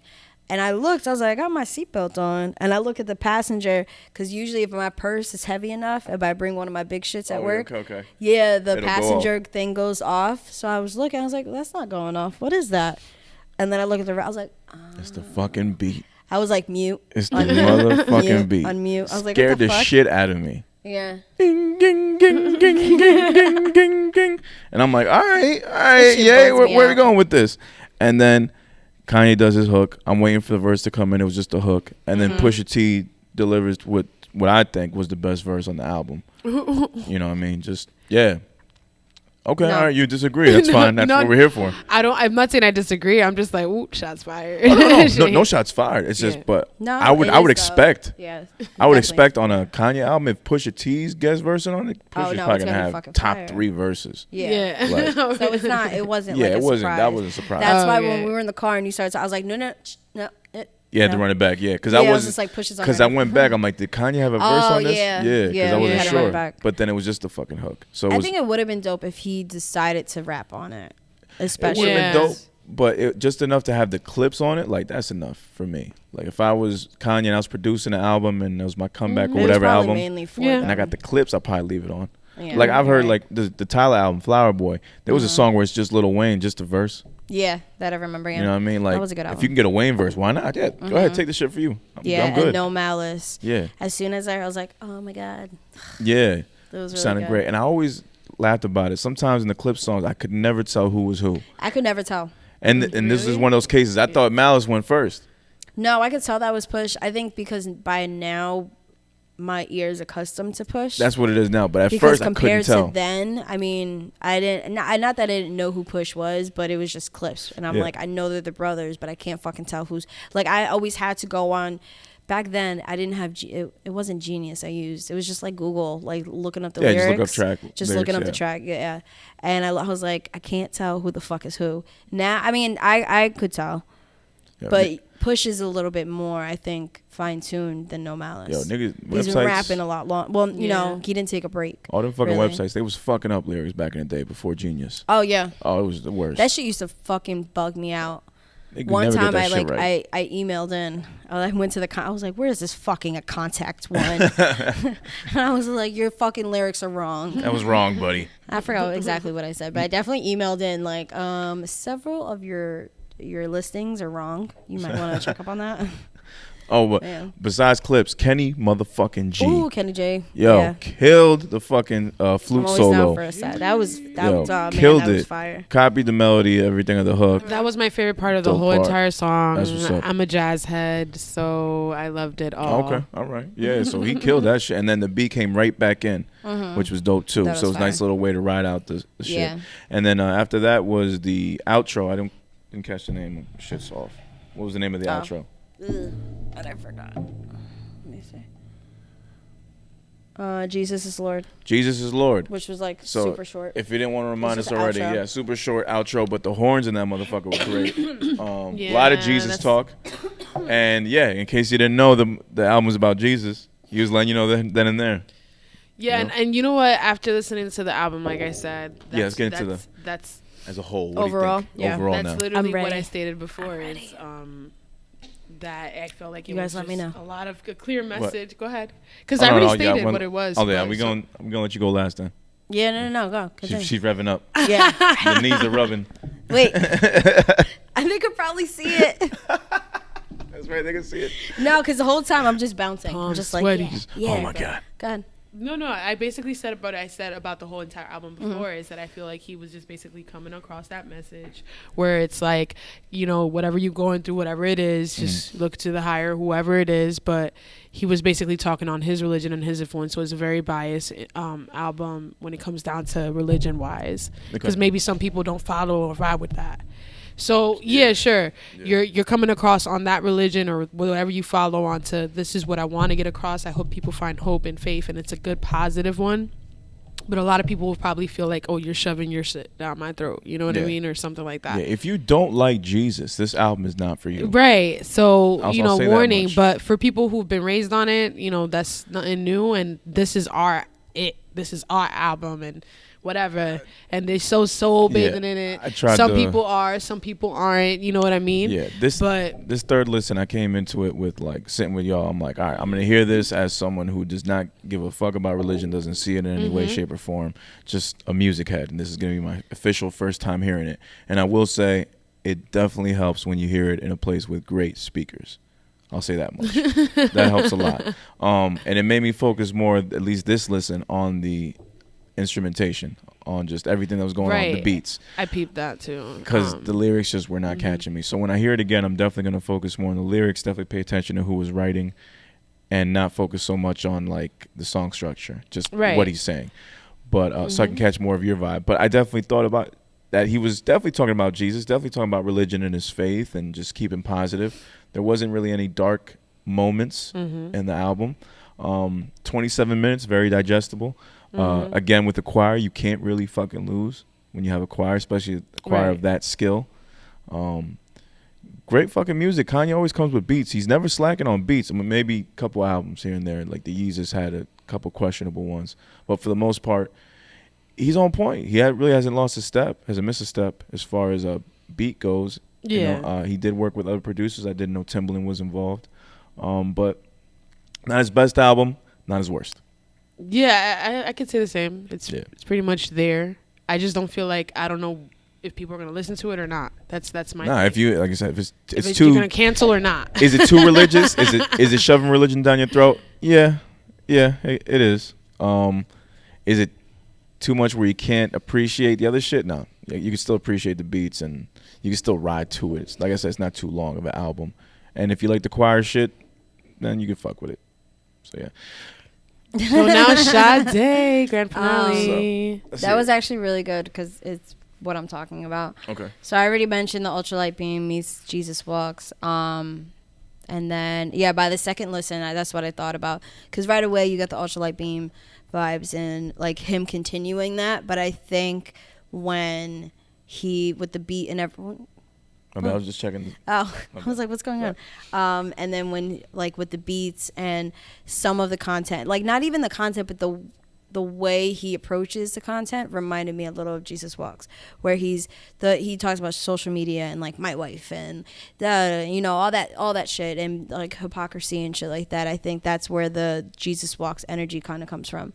And, like, even with the premature, like, announcing of the release date and shit, release dates, plural. I think he kept the same energy, honestly. Okay. And for sure, I think he kept the same energy. And when it comes to the cancellation of all these people, cool, all right. But bullshit aside, the artistry is there. This is the new Kanye. Yeah. That's how I see it. This is the new Kanye, and it's pretty much where old meets new, where it's the Ultralight Beam meets Jesus Walks. And it's what everybody missed and what you hated. It's like, what everybody missed, what you didn't like. Here, this is what he is now, and I think it's more of I like that. Yeah, this is the new, like, the new Kanye, because everybody's like, oh, the new Kanye, I don't like him. Well, this is the new. This is him rising, like rising to another level, and not saying that he's better or worse or anything, because there was, the graduation, then he went to the next level, which, people didn't like him. Then he went to the next level. Well, no, people still liked him at that level. Then the next level, people didn't like him. Now he's at this next level, it's phases. And I think as an artist, it's actually important. And he didn't necessarily, I mean, I'm sure he did give a fuck. No, he did. Cause you can tell, like, it took a toll on him, what people thought. But I think as artists, it's important not to, cause he still kept going. It affected him, and he did, not that he like did a lot of harm to himself and that suicidal kind of thing, but he mentally fucked up kind of thing, like just all of that shit. I think it affected him in that way, and now it's like he's rising above, and I think this is a much more content and happy Kanye now. Yeah, for sure. I agree. For sure, he's definitely more happy. Yeah, like, say what you want, but he's at peace now, and I like this new Kanye. And with him growing so much and him changing from album to album, at least every couple of albums, and now we're in this new Kanye. Where does this go from here? Like, does every album now for the rest of his life or his career just be another Jesus is King? Who knows? Just different version. Like, he can't go back. He can't go back and do anything in Graduation or 808s and Heartbreaks. I just don't see him doing that kind of album. So where do you take it from here when you've rapped about how, you were in a downward spiral and now you've found your faith and now you're reborn? Where do you go from here? I think he already made that decision. People already said, he's just asking what's next. And people already said that with, like, Graduation, let's say. Skip ahead. There was, you know, Yeah. My Beautiful Dark Twisted Fantasy. People ask what's next. Skip ahead, Life of Pablo. Skip ahead, you know, Jesus is King. So I think that where you see, not to compare them, but you see like Jay-Z, like, yeah, there's some Magna Carta really didn't do that good or anything, but you see that there are projects, like he's been like, it's not that not that he's not been consistent, he's been consistent, but I think the fan base has been consistent. And he's also not manic. Whereas Kanye, he's doing all these things, and there's people that I'm trying to think where I wrote this. There's people that that need to, when you're in this industry or you're just listening to music, if you're the casual fan, I'm not gonna blame you. Yeah. But if you're in this industry and you don't know how to separate the person from the artist, then that's your fucking problem. My thing is like you're talking about canceling him, or you're talking about like, oh, this shit is trash, but you're not actually listening to the music. So I think that was a big thing for me, because here's like, you know, the lesson is like, when listening to music, put your feelings to the side, focus on the artistry rather than his personal business. Like, I don't agree with the Trump shit for nothing, and it was like the R. Kelly thing that we talked about earlier, not to go back into that, but you like kind of made wrong moves, but he didn't, I'm trying to think, he didn't harm anybody. He didn't do anything wrong, really. He just, you're canceling him based on his opinion or based on like actions, but he didn't really do anything wrong. Yeah. He didn't do anything morally wrong. Morally wrong, yeah. So I think something like that, but they're just because of his views. But like the T.I. thing, he's saying, I didn't agree with him, but you can't tell me that he's not a phenomenal artist, because he is, and you can't negate the fact that this album is nothing but fucking art. Yeah. It is. And then I'm trying to think. And sonically, I think this is maybe his top 5. It's just, what was the track that we were talking about that we were making fun of, God Is? Yeah. That one, I wouldn't say. I think that one, that was a late add-on for sure. Tough listen. But I think, sonically, this might be his top 5. Top 3, if God Is wasn't there, or if he fixed it. But I think sonically, like the beat wise, and I honestly like, because we were saying, it's funny, I wrote this down. I bet if this was released as an instrumental album with no bylines and no album title, people would fuck with it. Oh, without a doubt, fucking doubt. Because people are so based on, and I'm not a religious person. I'm not, but I'm also not ignorant. Yeah. So I understand what all the religions are. Like, I know what's what. You can say something to me and be like, oh, that's part of the Bible. That's what this person believes. You know, shit like that. And there has to be. Not that you have to like, oh, I don't want to listen to it because it's about Jesus. Like, not saying that you're ignorant. I mean, you kind of are, but whatever. But I just think it's because of the content and because it's about Jesus. No, how about you listen for the fucking art? Yeah. If not, then you're a casual listener. You can't be in this industry and be a casual listener.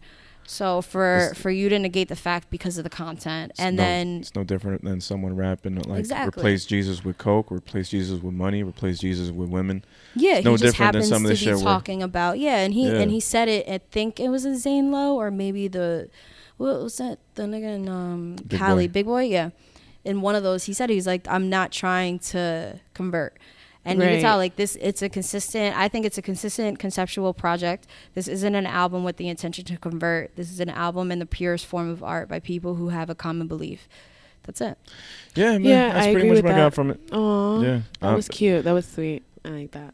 This is just, because now it's like when I see people being reborn, like, that's what is supposed to be the highest form of your thing. So it's like, can he reinvent himself again? And if he does, what is it? Because I feel like the rest of his content going forward is just going to be that. Yeah. But not saying that I'm asking for more. I don't think it's going to be that. I think it's going to be more lyrical, but it's going to be, of the faith. Yeah. So this wasn't entirely lyrical. Yeah, it wasn't. So so next album's just going to be the same thing but more lyrical. I'm not saying I'm mad at that. I'm just saying, where do you take it from here? Because doing the reborn again Christian thing is just like, that's the level. There is no level above that. Everything is just that. Right. So where do you go from here? I think a lot of those artists in general who are Christian rappers, let's put them there. Right. So that's because I'm not big on Christian rap, so I don't know. They have to be lyrical. Right. Because they can't use that terminology or inappropriate language, Well, as we say. I guess what so I'm trying they have to say to is, appeal us with that lyric. I guess what I'm trying to say, and I guess I can ask you because you know the most out of the three of us. What else can you talk about? I guess that's right. Because to me, as a writer, it just feels like it's limited. Like the content is limited when you're doing gospel. It's not that limited. It's not. All right, so because then I'm ignorant of it. So you gotta let me know what else you I'm can not talk religious, about. but my pieces have to do with the Bible. Okay. Like when I do my spoken word, there's an Eve there, there's a snake there. So there's references from the Bible.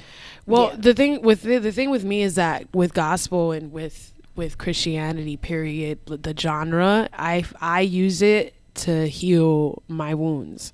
And I think that's what a lot of people do who are in my situation, because a lot of time it's not just about God or Jesus, but you put Christian or gospel, you think that because that's what you know. Right, yeah. So right. that's But there's some Christian gospels there's gospel music that talks about going through your hardships and knowing that you can get out and that you have help.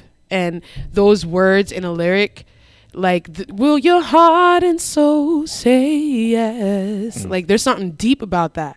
And that's all she's saying in the whole song. Will your spirit still say yes? But you don't know what you're saying yes to, right? But it's the spirit that whatever you praise, or it's the orb or the God that you praise that you're saying yes to. So there's lyrics of that nature, and there's meanings of more than just God or Jesus. There's meanings of like chains being wrapped around you and you just being still caught up in that same place.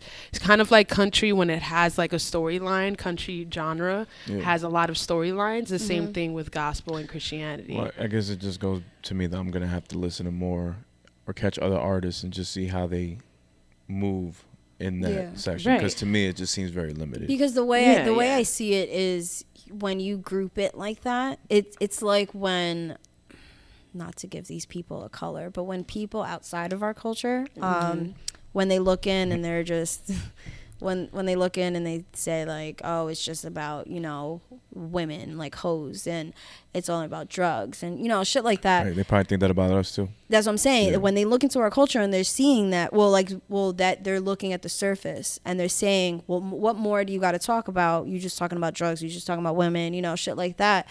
That's how, nothing on you, but that's how you're seeing gospel, like, Christian rap. And the way that I see it is that there's so many different layers, because you have a rapper like you that talks about your life and your surroundings, and the same thing with Guess. And, there might be a little turn up, but then you hear somebody like Saint talking about his surroundings, and Villa, and and all of our people. And even, I agree. I don't even want to take it mainstream. I'm just going to talk about the people that we know. You're talking about their surroundings. So while it's still like Get Lit music, they're still talking about the shit that they see. And my favorite, what was it? These niggas turning into snakes, they Jafar. It's like that's Saint just observing and what he's dealing with. So when it comes to, he's not talking about women, he's not talking about drugs. And it's the same thing for Christian rap. Exactly. They could be talking about their lives. And is your spirit ready? So it's one of those things where it's more healing. So and it's trying to, what is it called? Not validate, no. Like appeal to the listener in a sense of like, can you hear me? Can you feel me? And when we had Guess on, that's his thing too. He's like, as long as somebody connects with it, like how I connected with like Joe Budden, like I went through that. That's what my music wants to be. Yeah. So. Yeah, but that's what I'm saying. With Christian rappers, it's a lot differently, because they have to appeal with that lyric and what they're trying to, the message too. No, it's the same thing. Yeah, you're right. No, I agree. Yeah. I agree. I'm just saying that when it comes down to the languages that they're trying to portray, when it comes down to, you're saying that it's very limited, but maybe it doesn't have to be limited. Maybe it could be way vast. It's just that's what I'm asking. The words that they have to describe, it has to be different. That's the only thing. Yeah. So I mean, it seemed like to me that it all came down to like just I think it's Jesus. more censored. Yeah, it's just censored, and the other one's not. It's very much censored. Yeah, I think that's really the only difference. At the end of the day, it's love for your faith. To me, it's love all the same. For Jesus, which is nothing. There's nothing wrong with that at all. Oh my God. What? I just thought about it. What if there was? I'm sure there's something out like that. Yeah. What if there's like a no yes to this? What if there's a trap Christian rapper? Oh, there is. There is. Oh my God, there is. Yeah, I told you about Yeah, I it. heard My it. temple and I, we were discussing it. Oh, you did tell me about that. There's a artist that did trap gospel, and we were just like, what are your thoughts on that? And I'm like, listen, If the shit bumps, it bumps. we have thoughts For people who are In- listeners, for- not.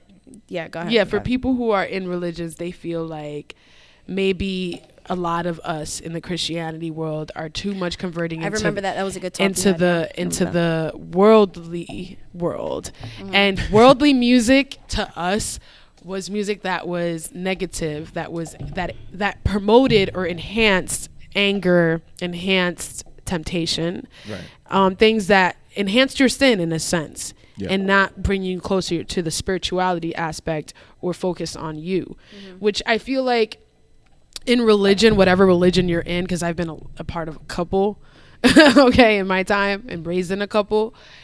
I think the ultimate thing is that religion ultimately teaches you to take out God and Jesus out of the way, is to just stay focused on yourself and mind your damn business and sip your water, and that's it. But we make it complicated with our insecurities, with our things that we battle. And that is what spirituality and faith calls the flesh, which is our temptations, our sexual desires. But I think us religion lying. and spiritual. Oh shit! I cannot. Too many ciders. Spirituality. I can't say it right now. Okay. I'm getting tongue tied. Fuck. Anyway, I think those are two different things though. It's because religion is more like the organized, and then how you connect to it, I think spiritually, is more for those that really connect with it and aren't using it as a guise to just move on with life. Yeah. Because there are people, you come across them. We're not going to name her, course. but where it's just using it to get into the right. Like it's almost like they see it like high school and it's a clique. Yeah. Yeah. So I'm Yeah. just gonna. Now I'm trying not to say anything. I know we're not going to say it, but yes, I agree with you 100% on that. That's pretty much. I almost. Yeah. Yeah, there's some me not people who throw do that, insults. and that's what we faith call the flesh, and in our mentality, we have to forgive her. We can't, or him. We can't Her. No, blame. it's her already. We already know. Yeah, we can't blame him or her for that decision, because they have things that they battle with that we don't know, depression that we both obviously face but we don't talk about, right? So who are we to judge ultimately? Yeah. And I think that's what that opens up to you. It makes you be open to your own self vulnerability when you're in that place in gospel or in Christianity. It makes you put yourself on check. You're like, damn, I could be fucked up, and it's okay. But that's for you to have your own time. You know what I'm saying? There's some people who find alleviation through, listen to podcasts and that moment, and they find that therapy or whatever. Yeah. But there is music out there that enhances your anger, that enhances, things that, we shouldn't even think about. And like for the person of the KKK or the people who invented this racist cult, I call it, the same guys were listening to metal, heavy music that involved Not all killing metal and death. is bad. Not all metal is Not all bad. metal. I'm not saying Always it good is. metal out there. But I'm just saying that he was listening to hardcore metal that talked about death and just straight killing the whole time. And then he goes shoot up a school, so. Or it could be country. It could be, Yeah, exactly. thing, But regardless of those lyrics, whatever the lyric is on whatever genre it is, it doesn't have to be metal. It could be country. Yeah. They influence a lot. And music can influence a lot on that, period. No, for sure. Comes down to the content. It comes down to It the really content. does come down to Because you the could pretty much content, you can make a gospel song out of any style. We've heard with heavy metal. We've heard with folk music, country, hip hop. Yeah, duh. I don't know R&B. why I don't know why I was surprised there was no trap. I mean, I was like, damn. I thought there would have been some trap. That's the On God track is like the closest thing. I just want To to me. know what would As be far as rapped like about. a modern beat, like a modern hip hop beat. Modern, Go with modern God, is different yeah. than trap, though. Okay, you're right. I'll Let's give go you that. Modern is different than But- trap. But going back to what we said before, yeah, the content is like it happens everywhere. Because you know what, you still hear a bunch of like gun bars and shit Yeah. today. Like you'll hear And then look at just Push money in general. bars. Push is he Coke. even said it. He's like, I'm Coke not the rap. one to judge. yeah. Yeah, I mean that's how I see it, especially when it pertains to like religion like that. It's not for me. I'm more spiritual. But I still I take a piece of every religion. Is just me following that. Nah, that's not for me. I believe there's something, But for me to categorize myself, no, I'm good on that. And I'm not the one to judge. I'm not going to judge you if you don't. I'm not going to judge you if you do. I've been judged. It was fucking middle school, bro. Like, I got judged. How do you not do that? And I'm like. What about the Bible? Yeah, no, about me not, because they said something about church. And then, and it definitely did not have a filter back then. I got in trouble for it too. I went off on her and I was like, bitch, weren't you just sucking dick in the fucking in the fucking stairwell? Jesus. You talking to me about yeah, the teacher pulled me out. That's exactly what happened. But no, but that's the shit. It's like you judging me for not going to fucking church. But switch. I was like, so you just gonna yeah. So I was like, what, you going to church in 2 days and that's gonna absolve everything? Like, that's it. But then you have the right to judge me. That was my only thing. Like, you're gonna judge me, but isn't the whole point is not to judge anybody? Yeah, but that's exactly what Kanye was saying in one of his songs too. Yeah, man, I just know, said, like, Christians be the first one to judge I just know that I was told to leave that classroom, and as I'm walking out, I was like, stones, bitch, don't throw them, and I had to back out of the classroom. Man, I don't know. Yeah, it's tough, man. That's one thing I always noticed. Like, seventh grade. You're supposed to be the least judgmental people, and you judge the most. Yeah, and it's not saying all, but it's like I've come across them, and you know, even like you are religious, you've come across them. I've you know come how across it is. a lot of them in different organizations or different religions. So yeah, I have someone say that you're going to hell because I came in with lipstick and like hoop earrings. That's crazy. Oh, that was a Pentecostal church. Oh no, when I was damn. I've always had, I think because my piercings, I don't even have a lot of piercings like that, especially the ones that show, like, and then I got my tattoos. I've just been sitting there, and they're, especially when they're just like, oh, Jesus, oh, God, oh, cool. I'm like, oh, okay, no, I'm good. It was at Whole Foods. It was during my interview, and I'm like, yeah, so I'm here for an interview, and I'm pretty sure you're not supposed to be here. Oh. And I just looked at her, and she's like, you didn't see me, and then she just fucking ran out. But no, I had there was this customer I rang up, like, it was like 2 different times, and he did the same thing. And the second time when he did it, I was like, you know, you've done this to me before, and I could really give a fuck less. You can complain about me if you want to. And the managers didn't even write it down. They're like, all right, we're just gonna let that slide. So he says, I'm like, oh, like, you have tattoos? He's like, yeah, I have a tattoo. He says something about Jesus is great, but it's in white ink, and he's white. And he said, it's right here. And then he like made a comment, and then the second time, and he's like word for word, like verbatim, like the first time. I cut him off the second time. I was like, all right, you can just stop with that shit. Like, I don't know. I was like, you can go complain about me, but I don't give a fuck. Because like, they don't know how to stop it. Like us, because I got tattoos. I got fucking Lion King on my Hebrews, shit.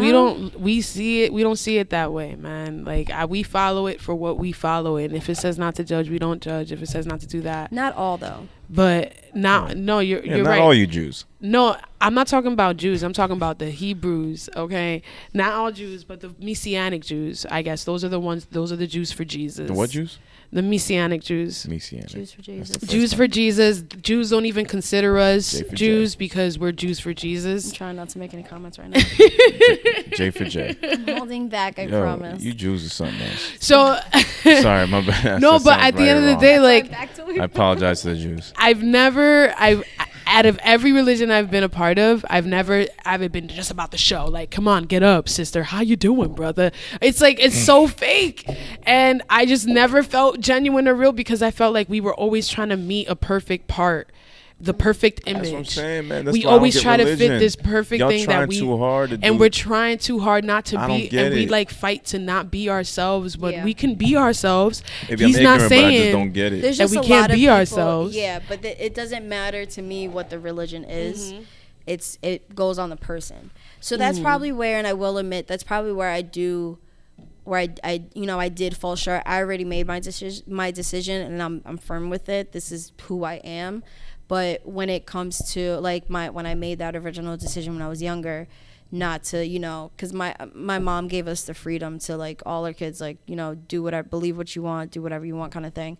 I probably could have just been like, you know what, I'm judging this based off her or him or the shit that, like, something with family, and like they kind of casted out my aunt, and it's kind of like I'm blaming that religion based off what they did to my aunt, kind of thing like that, where I couldn't rock with it. And meeting all these people, and I'm just looking, I'm like, you're a fucking hypocrite. I'm gonna live my life the way I fucking want it, and I have my morals. I know who the fuck I am. I know what not to do, and all this and that, and I have my own faith in myself. That was always my thing, having my faith in myself, and like my wolf pack, like my mom and my siblings and shit. And to me, like, that was it. But that was probably where I fell short. It was kind of like I blamed it on the person and not, I mean, I blamed it on the religion rather than the person. I blamed it on the teachings where it wasn't the teachings. It was where the people just ran off and did their own thing. Yeah, that's exactly what it is. It was so many people that I was just like, all right, now I'm talking. We are man. We fall short. We're all not perfect, and for us to act like we're perfect is just ludicrous to me, because we're not meant to be. No, we are born to sin, and that is the truth. We have the moment we wake up, we have a battle. The moment, like, damn, like, should I do this or should I do that? You know what you should do. Don't be questioning. And there's too much technical shit in the Bible that we're already not doing or not following. Versions of the Bible. That too. There's little shit that we're not following. I don't know the specifics, but I saw a video once, like, if we really follow everything by the Bible, everybody is sinning. Especially in this country. Like, little shit about, like, not eating certain things on a Sunday, or not having something in 2 things in your house in the same room, which pretty much everybody does. Little things like that, like, you're pretty much sinning. Yeah. Like, to the little technicalities of the Bible. So it's like we choose what to ignore. Yeah. You know what I mean? So it's too hard. And then if you go to, like, the Quran, if you go to you're offending somebody. I can't remember the rest of them. No matter what, you're offending this somebody. Is the thing to me, like, in every religion that I've been a part of, every religion has told me this sin, oh my God, if you do this, it's gonna be. They're all commonalities. If you do adultery, oh my God, you're great. Oh my God, you're bugging. If you kill someone, you killed someone. It's like a big major thing. They always do grave or small or big, and then it's to faith wise and in God's eyes, like it literally says in Scripture, He doesn't see a greater sin. There is no greater sin. If you lie and someone kills, I see it the same way. Yeah. I'm not looking at it as, someone killed somebody and this person did this. You committed adultery, you lied, and you did this. They're all the same. The only thing that He says that He does not forgive is committing suicide, which is taking your own life. Okay. And that I understand, because I gave you life. This is a blessing, and you took it away. It's like a smack in the face. Yeah. It's a disrespect. And that's the only thing He says He will not forgive. Okay. So everything else is like, bro, like, we are looking at it too fucking literal. Well, that's the problem with people. That's our problem with our like the human race, is that we look at everything and we're like, oh, but he must mean this, he must mean that. And whether it's fucking God, Sheba, whatever the fuck, like, if it's a baby with a fucking diaper on, and no disrespect, because Buddhism is the shit to me. I think if I had to follow anything, I would definitely follow that. But I just think that there's just so many commonalities, and it reminds me of Jay-Z. I did this whole thing too. The Jay-Z interview with Rap Radar, when he was like, "There's an altar." There's, like, when he had his breakdown, he's like, you know what? That's when I realized, like, they're all common, and I'm just spiritual. Because they're all the same. They all got the same judges. They got the same fucking altars, kind of thing. They have, like, that's bad. Yeah, they have this is bad. The same, damn near the same fucking books. So it's just, there's little differences. Yeah, there's slight differences in every. The human race is just the one. We're just the ones who making it complicated. Exactly. And that's exactly what was foretold. Just want to say that we make it what we make it, and we make our own decisions, just like everybody has. We have the choice of free will. It's up to us at the end of the day, and we can handle the consequences, apparently. But He gives us the options. He's like, okay, you have A, B, C, and D. If you go to D, this is gonna happen. You will get through it, but you will learn this. Yeah. You go through this one, it's gonna be rough at first, and then we go through whatever door we go through, and we learn the hard way, or we learn the easy way. Exactly. But we know what we gotta do. Shit. That's what I think of on it, and that's what I think Kanye was trying to say through the whole thing. Yeah, no, for sure. I think it's just one. This is definitely to bring it back around. Though that one shut off a while ago. I just didn't want to stop the conversation. It's fine. Go ahead. You're good. I'll readjust later. It's fine. But anyway, I think that's what he was definitely trying to say, and that's why I wrote down like this is a consistent conceptual album.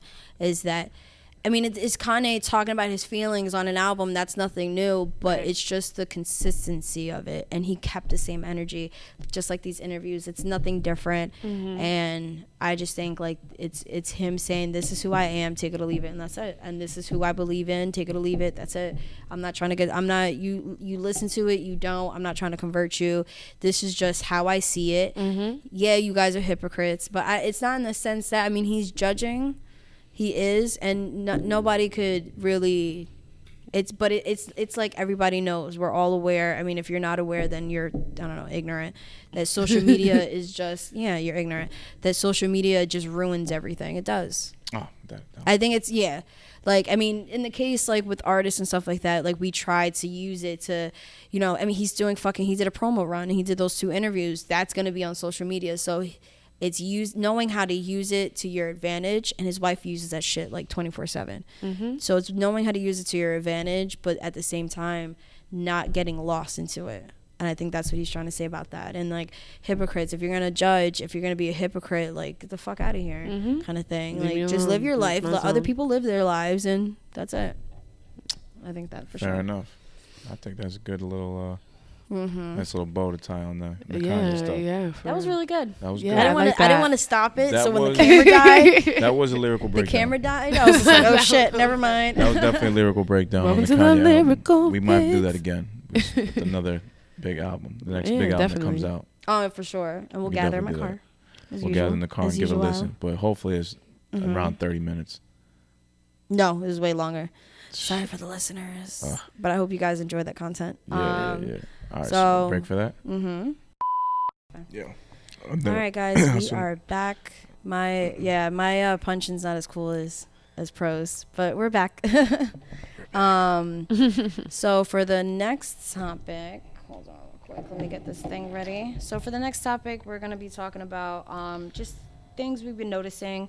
So we had the Saint tour, 88 Saint, and then we had the KID tour and the Joker tour. That, you know, we as this new group of friends that we've made, think like we've just been a part of everything, and we're just going to talk about things that we've noticed as far as our community in Jersey, and it'll probably relate to outside of Jersey, but, you know, we're just going to talk about what we know and what we've been noticing, and, you know, for sure. So you can go right ahead.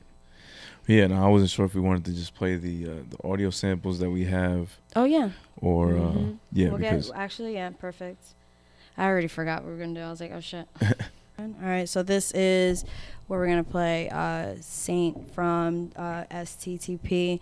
His views on, like, we've been talking about it, you know, the shit that we've noticed. And it's not just even from the October tours, but, you know, in general, the music scene. All right, so as far as favoritism and Jersey being united, it's basically kind of like it's community until it's competition.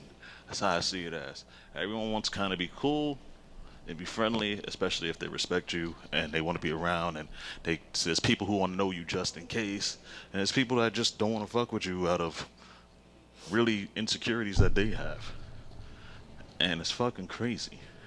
Rather than people coming together and we just be unified, I use my strength, you use yours, people are still on the shit where they think you're crushing their lanes, or you're doing the most, or even so, maybe you're intimidating, maybe you don't even want to talk, and none of that shit is true for the most part. I mean, a lot of these tough-faced dudes are really nice guys that want to collab, but they just don't know how to talk to people, and it's fucking ridiculous, and they do votes based on that. All right, and then the next one. They make moves. They're making moves based on what they think it is rather than knowing what it is. That's why I make sure if someone's dope and I think they dope at a show, I go right up to them and say, yo, you're dope. And it's crazy how shocked people be because I'm going up to them saying that they're dope. It's fucking ridiculous. And they would have never came up to me if I didn't do that. They would have just kept their feelings to themselves. And if that's happening on that level, and that's on some peaceful shit, you only imagine on some competitive shit how people be fucking trying to segregate motherfuckers from each other. Bruh, we can get this all together, but people don't want to. So hey, it's like there has to be separate factions within the main faction.